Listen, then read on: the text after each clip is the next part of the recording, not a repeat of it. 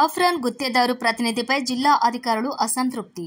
ఈ నెల 19న సోమశిలలో జరిగిన సీఎం సభకు ఏర్పాట్లు చేసేందుకు జిల్లా యంత్రాంగం పనులు చేస్తుంటే సోమశిల ప్రాజెక్టు ఆఫ్రాన్ పనులు చేస్తున్న కాంట్రాక్టర్ తరపున ఉన్న ప్రతినిధి సోమశిల ప్రాజెక్టు అధికారులకు కనీస సహకారం అందించలేకపోయారు. ఆయన ప్రవర్తన అధికారులను విస్తుపోయేలా చేసింది. ఆదివారం రాత్రికి హైస్కూల్ ప్రాంగణంలో హెలీప్యాడ్ నిర్మాణం కోసం జిల్లా యంత్రాంగం పనులు చేస్తూ ఉంటే సదరు కాంట్రాక్టర్ సిమెంట్ కాంక్రీట్ అందించలేదు. దాంతో రాత్రిపూట ఇతర ప్రాంతాల నుంచి కాంక్రీట్ మిక్సర్ తీసుకురావాల్సి వచ్చింది.